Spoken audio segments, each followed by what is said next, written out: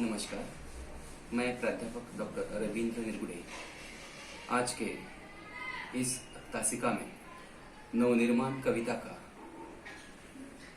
अगला हिस्सा हम शुरू करने जा रहे हैं। इसके पहले तासिका में हमने नवनिर्माण कविता के संदर्भ में कवि परिचय, विधा परिचय या कविता के संदर्भ में संक्षेप में चर्चा की थी। अब नवनिर्माण ये कविता जो है यह चतुष्पदी छंद से बनी हुई है। इसमें 8 चतुष्पदी छंद हैं। नवनिर्माण ये जो कविता है, इस कविता का अर्थ क्या है ये पहले हमें समझ लेना चाहिए। नव निर्माण, अब नव और निर्माण, नव का मतलब यह है, ये राजपाल संक्षिप्त जो शब्दकोश है, ये शब्दकोश, इस शब्दकोश में नवनिर्माण इस शब्द का अर्थ दिया है पृष्ठ क्रमांक 262 पर। नव ने नया, नवीन या नवगणित। निर्माण इसका अर्थ दिया है पृष्ठ क्रमांक 272 पर रचना करना या तैयार करना, जैसे भवन या और भी। तो इस संदर्भ में शब्दकोश में इसका अर्थ दिया है। अब ये जो अर्थ है इसमें ये स्पष्ट होता है कि नव निर्माण का मतलब क्या है, जो नया नया निर्माण करना है। तो इस शब्दकोश के अर्थ के अनुसार इस कविता के भावार्थ को हम समझने जा रहे हैं। इस भावार्थ को समझते समय हम एक एक चतुष्पदी को पढ़ेंगे और उसका भावार्थ समझ लेंगे। अब देखिए, जैसे हमने इसके पहले तासिका में देखा है कि कवि त्रिलोचन जी नवनिर्माण इस कविता में एक नया निर्माण करना चाहते हैं। एक सामान्य आदमी के संदर्भ में उन्हें अपनी बात रखी हुई है, जो संघर्ष करता है, अपने जीवन में आए हुए मुसीबतों को, बाधाओं को, अंधेरों को उसको दूर करने के लिए वह प्रेरित करता है। इसमें मानवता, समानता, स्वतंत्रता या समतावादी इस प्रकार के एक जीवन मूल्यों को रखने का एक सफल प्रयत्न कवि त्रिलोचन जी ने किया हुआ है। अब देखिए, मैं चतुष्पदी पढ़ता हूँ। पहली चतुष्पदी, तुमने विश्वास दिया है मुझको, तुमने विश्वास दिया है मुझको, मन का उच्छ्वास दिया है मुझको, मैं इसे भूमि पर संभालूंगा, मैं इसे भूमि पर संभालूंगा, तुमने आकाश दिया है मुझको। कवि त्रिलोचन जी अपनी धरती माँ से कहना चाहते हैं, अपने माँ से कहना चाहते हैं क्या, कि तुमने विश्वास दिया है मुझको। क्या तुमने इस प्रकार का विश्वास दिया है? कौन सा विश्वास दिया है? एक नवनिर्माण करने का विश्वास दिया है, एक अच्छा कार्य करने का विश्वास दिया है। और इसलिए माँ की ओर से जो विश्वास मिला है, माँ की ओर से जो आशीर्वाद मिला है, उस आशीर्वाद के बल पर, उस विश्वास के बल पर कवि त्रिलोचन जी एक नवनिर्माण करना चाहते हैं, एक अच्छा निर्माण करना चाहते हैं, अच्छा कार्य करना चाहते हैं। और मन का उच्छ्वास दिया है मुझको। और इस प्रकार का उच्छ्वास यानी क्या है? शब्दों का अर्थ लिखिए बीच बीच में। उच्छ्वास यानी गहरी सांस। उच्छ्वास का मतलब क्या है? गहरी सांस। लिखिए, तो ये गहरी सांस है, अर्थात एक आत्मविश्वास है कि माँ ने मुझे आशीर्वाद दिया है अच्छे काम करने के लिए, अच्छे कार्य करने के लिए। मैं इसे भूमि पर संभालूंगा। क्या? मैं इसे भूमि पर संभालूंगा। मैं इसे भूमि पर संभालूंगा मतलब क्या है? मैं इस धरती पर जब मैं आया हूँ, मैंने जन्म लिया है, मेरी माँ ने मुझे जन्म दिया है, मेरी माँ ने मुझे आशीर्वाद दिया है, मेरी माँ ने मुझे अच्छे कार्य के लिए एक विश्वास दिया है, तो मैं यहाँ भूमि पर, इस धरती पर बहुत अच्छा काम करूंगा, बहुत अच्छा नवनिर्माण करूंगा और अच्छे कार्य करते हुए मैं आगे बढ़ते हुए मैं चला जाऊंगा। तुमने आकाश दिया है मुझको। इस चतुष्पदी की चौथी जो पंक्ति है, इसका अर्थ देखिए, कवि धरती माँ को कहना चाहते हैं कि तुमने आकाश दिया है मुझको। ये आकाश मतलब क्या है? अर्थ लिखिए, आकाश मतलब पूरे विश्व में, जो विश्व है हमारा पूरा, उसमें जो हमारा भारत देश है और भारत देश में जो हमारे महाराष्ट्र है, ये पूरे विश्व में एक घूमने का, अच्छा कार्य करने का क्या किया है? उन्होंने एक अच्छा मौका दिया है।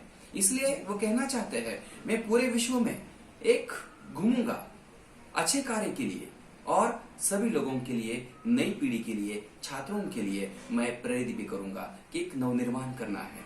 हालांकि नवनिर्माण करते समय कई बाधाएं भी आती है, तमाम सारी मुसीबतें भी आती रहती है, परंतु इसे हमें दूर करते हुए, इस पर मुकाबला करते हुए, इसका सामना करते हुए हम सबको आगे बढ़ना है। अर्थात इस चतुष्पदी से कवि के मन से एक कृतज्ञता भाव जो है यहाँ एक व्यक्त होता है अपनी धरती माँ के प्रति, और वह एक आश्वस्त करना चाहता है कि मैं अच्छा नवनिर्माण करने के लिए मैं प्रतिबद्ध हूँ, और माँ की ओर से मुझे जो आशीर्वाद मिला है, मुझे जो आशीर्वचन मिले हैं, उसके बल पर मैं अच्छा कार्य करूंगा, नवनिर्माण करूंगा।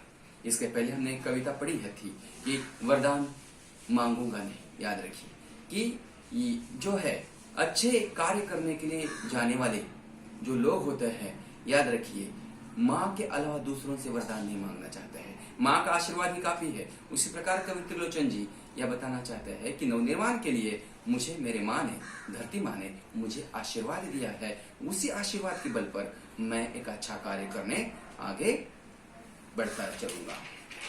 अब अगली चतुष्पदी देखिए, सूत्र यह तोड़ नहीं सकते, सूत्र यह तोड़ नहीं सकते, तोड़कर जोड़ नहीं सकते।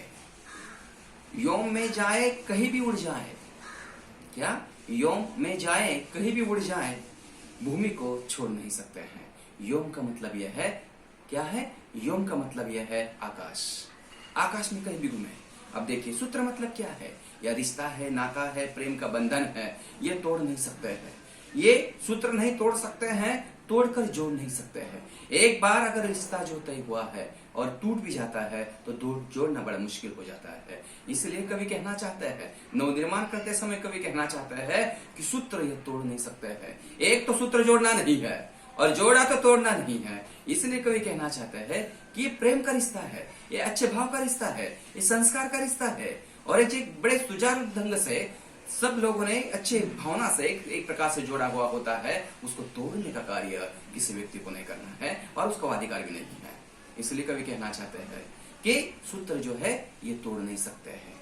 एक तो जोड़ना ही नहीं है, और जोड़ा है तो वो उसको किसी भी हालत में वो हमें संभालना है, और उस सूत्र के आधार पर, रिश्ते के आधार पर, प्रेम के बंधन के आधार पर हमें आगे बढ़ना है, और इससे ही हमें नवनिर्माण करना है, इससे हमें अच्छा कार्य करना है। कवि त्रिलोचन जी इस पंक्ति में बताना चाहते हैं। आगे योम में जाए, योम मतलब क्या है? आकाश। कहीं भी घूमे, जैसे पक्षी हम देखते हैं आकाश में संचार करते हैं, पंछी आकाश में संचार करते हैं। जैसे मराठी में कहते हैं गहार पेरे आकाशी लक्ष्य कीजिए पिल्ला पाशी। कहीं भी आकाश में घूमती है, लेकिन उसका ध्यान कहाँ होता है?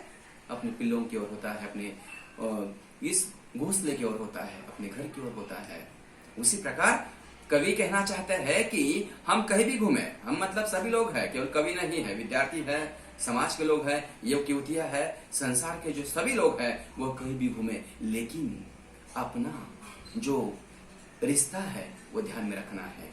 याद रखिए, योम में जाए कहीं भी उड़ जाए, यह कवि कहना चाहते हैं। विश्व में इधर उधर कहीं भी आप घूम सकते हैं, जा सकते हैं, लेकिन ये घूमते समय हमें ध्यान में रखना है कि हमें पुनः वापस अपने घर जाना है।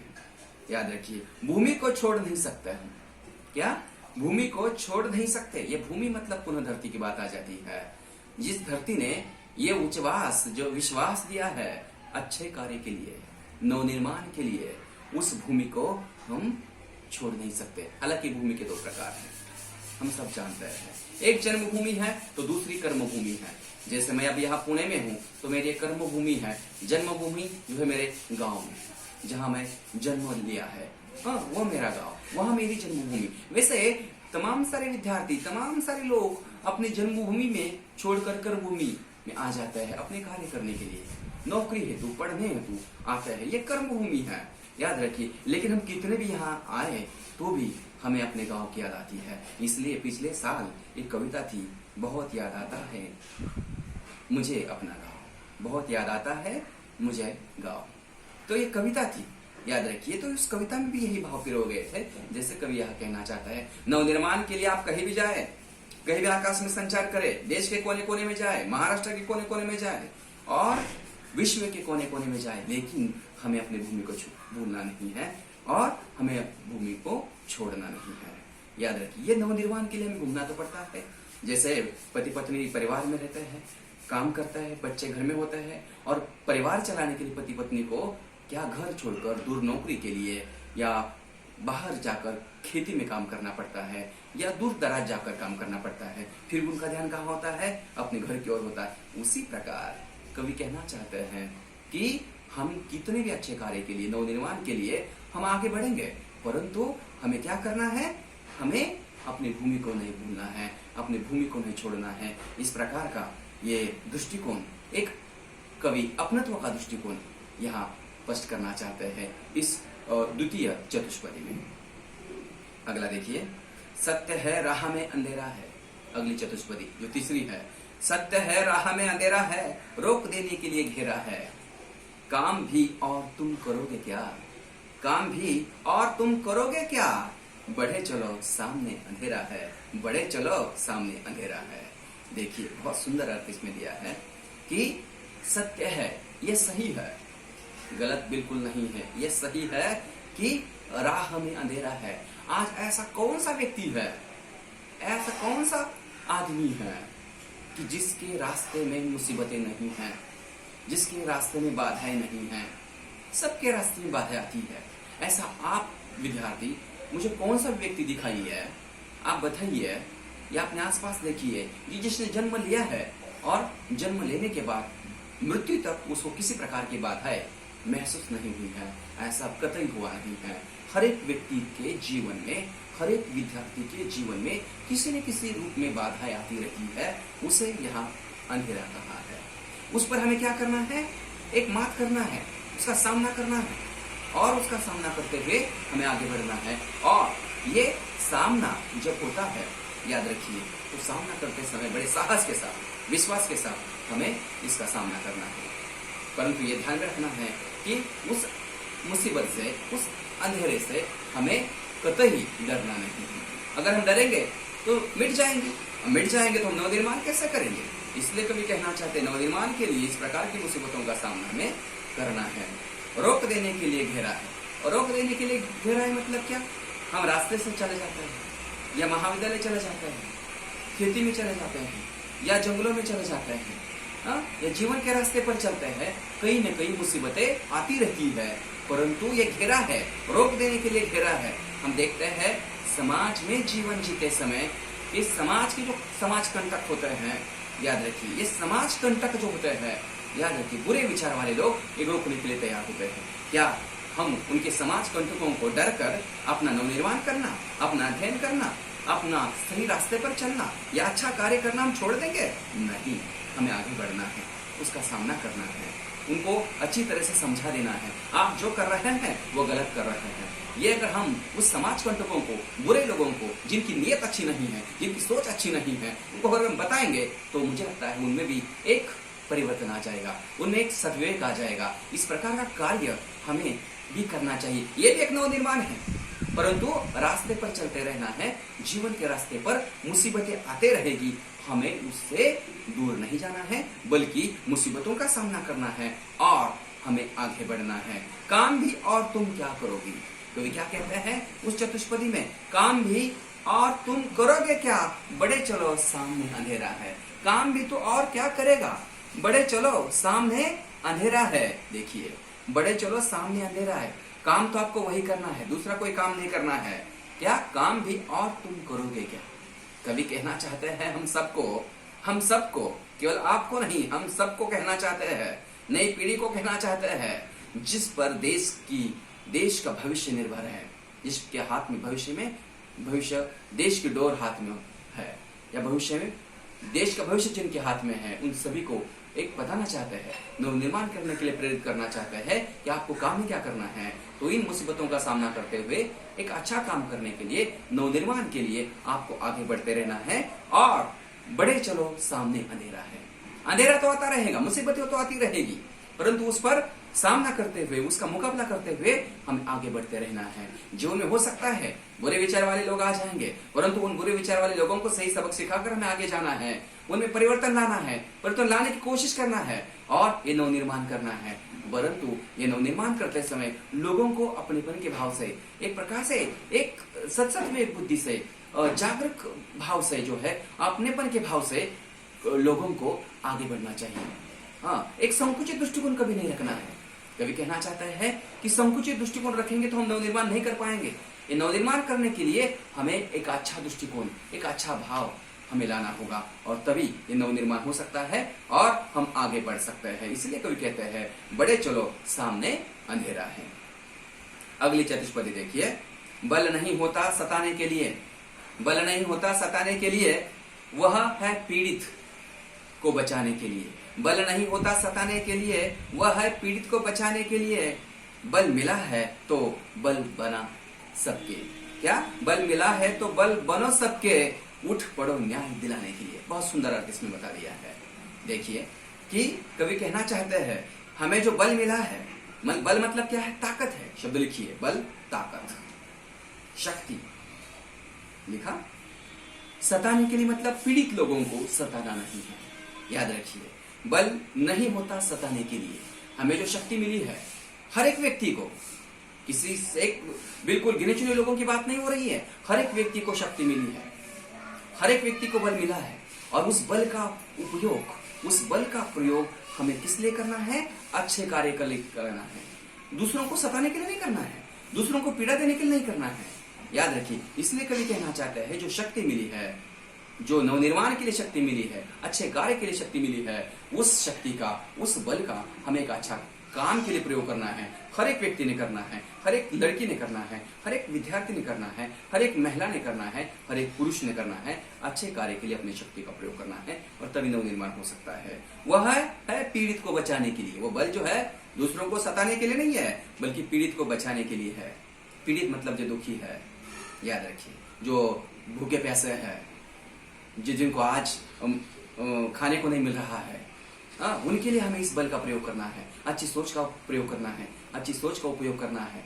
जैसे हम सब जानते हैं कि आज विश्व में जो कोरोना महामारी का जो संकट, जो मुसीबत फैली हुई है, जो संकट फैला हुआ है, उस संकट में जो गरीब मजदूर लोग हैं, उन लोगों को अनाज देना है, उन लोगों को राशन देना है, उन लोगों को कुछ मदद करनी है, आर्थिक मदद करनी है। ये करना भी पीड़ित लोगों के लिए अच्छे बल का प्रयोग करने जैसा है, याद रखिए। पीड़ित लोगों के लिए अच्छा सहयोग देने की भावना एक प्रकार से यहाँ प्रस्तुत हो सकती है। तो कवि यहाँ कहना चाहते हैं, कवि देरला जी ने भी अपने कविता में बताया है, भिक्षुक कविता का नाम है। उस कविता में ये बल का प्रयोग लोगों को किस प्रकार होना चाहिए, गरीब लोगों को, ये बताया है। मैं आपको वो पंक्ति भी बता देता हूँ संदर्भ के लिए। भिक्षुक कविता की है। मेरे पड़ोस के वे सज्जन, कवि निराला कहते हैं, मेरे पड़ोस के वे सज्जन करते प्रतिदिन सरिता मज्जन, झोली से कुएं निकाल दिए। क्या? मेरे पड़ोस के वे सज्जन करते प्रतिदिन सरिता मज्जन, झोली से कुएं निकाल दिए। कुएं यानी पोहे, जो हम नाश्ते के लिए लेते हैं। झोली से कुएं निकाल दिए, बढ़ते कपियों के हाथ दिए। देखा भी नहीं जिस और, उस और रहा वो भिक्षु इतर। कपियों मतलब बंदर है, भिक्षुक मतलब गरीब आदमी है। एक सज्जन आदमी अपने आप को सज्जन समझता है, और उसने क्या किया है? उसने अपने झोली से कुएं निकाल दिए, उस बंदर को खिलाया है। परंतु उस बाजू में बंदर यानी कौन है? प्राणी है, याद रखिए। वो कपि मतलब बंदर, प्राणी। और बाजू में जो भिक्षुक है, वो देख रहा है, उसको प्रतीक्षा है, वो कुछ तो देगा, वो देगा तो मैं खाऊंगा, मेरी जो पेट की जो भूख है वो मेरी पूर्ण हो जाएगी, शमेगी। इस प्रकार के विचार वो करता है। परंतु उसने उस भिक्षुक की ओर देखा भी नहीं और अपने आप को धन्य समझा, क्योंकि उस बंदर को खिलाया। मैं बंदर को खिलाने के विरोध में नहीं हूँ, वो भी आखिर जीव है, वो भी एक प्राणी है, उसको खिलाना जरूर चाहिए। परंतु उसके बाजू में जो एक भिक्षुक था, एक आदमी था, उसको गुणदोनी वाले खिलाने चाहिए थे। इस प्रकार का जो मानवतावादी दृष्टिकोण है, याद रखिए, कवि त्रिलोचन जी यही बताना चाहते हैं। ये मानवतावादी दृष्टिकोण हम सब में आना चाहिए, और इस प्रकार का मानवतावादी दृष्टिकोण अगर हम सब में आ जाता है तो ये सही अर्थ में नवनिर्माण हो जाएगा। और नवनिर्माण कविता में एक अच्छा प्रेरक विचार, मानवतावादी विचार हमें यहाँ एक अध्ययन के लिए मिल जाता है, और उसका उपयोग हम अपने जीवन में सभी विद्यार्थी करेंगे, आचरण में लाएंगे।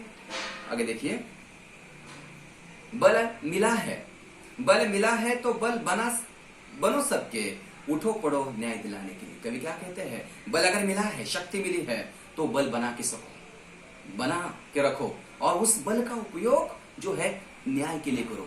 जिस पर अन्याय होता है उसके लिए करो। अन्याय जिन पर होता है उन लोगों के न्याय के लिए उस बल का प्रयोग हमें करना है।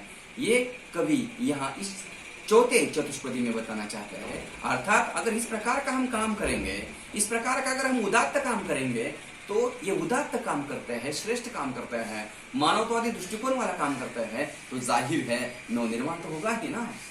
और इसलिए इस चतुष्पदी में कवि त्रिलोचन जी मानवतावादी दृष्टिकोण को लेकर एक नवनिर्माण की बात करते हैं और अपने बल की शक्ति का उपयोग सही जगह पर करने के लिए लोगों को प्रेरित करते हैं। विद्यार्थियों को भी ध्यान में रखना होगा, सही जगह पर नवनिर्माण के लिए, अच्छे कार्य के लिए ये अपनी शक्ति का उपयोग करना है। वैसे तो कहा जाता है, हम सब जानते हैं कि युवकों में एक बहुत ताकत होती है, जो सोचते हैं वो कर सकते हैं, क्योंकि एक उगता हुआ सूरज है युवक। मतलब वो युवक क्या होते हैं, उगते हुए सूरज होते हैं। इसलिए उगता हुआ सूरज जितने तेजी से प्रकाश देता है, उसने तेजी से उगते हुए जो सूरज वाले विद्यार्थी है, युवक युवतियां है, नई पीढ़ी है, वो अच्छा काम कर सकती है। उन्हें बहुत ताकत होती है, उन्हें बहुत बल होता है, उन्हें बहुत शक्ति होती है। उस शक्ति का, उस बल का प्रयोग वो अच्छे कार्य के लिए, नवनिर्माण के लिए कर सकते हैं। और इसी प्रकार यहाँ इस नवनिर्माण कविता के चतुष्पदी में, चौथे चतुष्पदी में बहुत ही प्रेरक विचार हम सबको सुनने को मिलता है। और इसी प्रकार का प्रेरक विचार केवल परीक्षा के लिए नहीं, बल्कि आत्मसात करने के लिए छात्रों को ये स्वीकारना है। और इसी के साथ साथ आज के इस तासिका के लिए हम यहाँ रुकते हैं। धन्यवाद।